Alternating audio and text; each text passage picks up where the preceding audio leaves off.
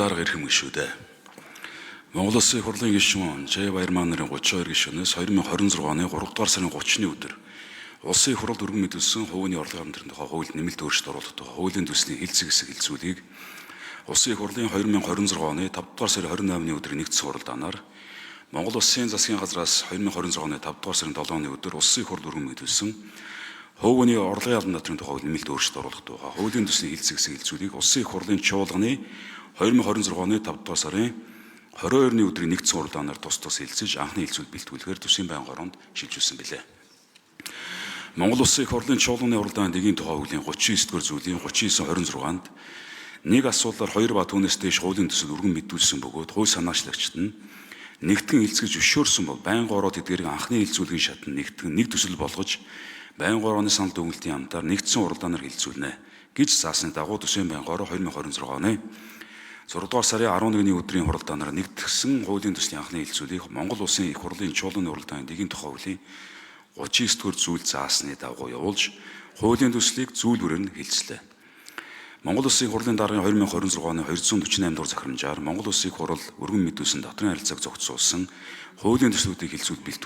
бэлтгэх үүрэг бүхий ажлын хэсгийг Улсын хурлын гишүүн Ганвайгаар ахлуулсан 15 гишүүний бүрэлдэхүүнтэйгээр байгуулсан.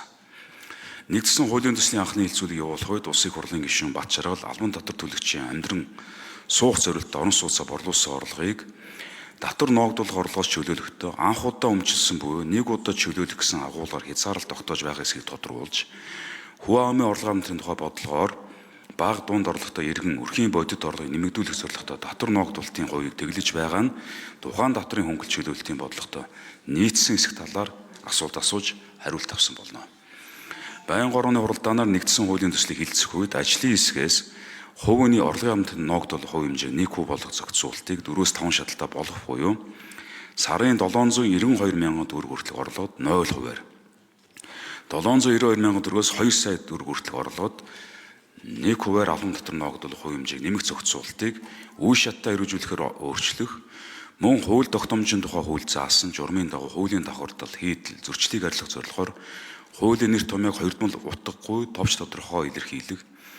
нийтлэг шаардлагын өрөөнд боловсруулахтай холбоотой зарчмын зөрүүтэй 6 санал гаргасны хуралдаанд оролцсон гишүүдийн олонх дэмжсэн болно. Мөн нэгдсэн хуулийн төсөлтэй холбогдуулан төрөөс олгосон хүүхдийн мөнгөний хэмжээг хадгалуулсан хадгаламжийн хүүгийн орлого татврын жилийн баталгаажсан тайлангаар 400 сая хүртэлх төгрөгийн албан татвар ноогдох орлоготой хувийн өсөлтөд үндэслэн түүний үйл ажиллагааны орлогын нийт дүнгээр албан татвар ноогдуулах орлогыг тодорхойлох зэрэг зарчмын зөрүүтэй 9 сал гаргасны хуралдаанд оролцсон гишүүдийн олонх дэмжээгүй болно. Хувийн орлогын тухай хууль нэмэлт өөрчлөлт оруулах тухай нэгдсэн хуулийн төслийн анхны хэлцүүлгийг явуулсан талаарх төсвийн байнгын орны санал дүгэл нэгдсэн хуулийн төсөл болон зарчмын зөрүүтэй саналын томьёолыг олонхын санал авсан аваагүй бүглэглэн та бүхэнд хүргүүлсэн болно. Улсын их хурлын эрхэм гишүүдээ хувийн орлогын албан татвар хууль нэмэлт өөрчлөлт оруулах тухай нэгдсэн хуулийн төслийн анхны хэлцүүлгийг явуулсан талаарх төсвийн байнгын орны санал дүгэл зарчмын зөрүүтэй саналын томьёолыг хэлцэн шийдвэрлэж өгөхийг та бүхнээс хүсэж байна. Баярлалаа.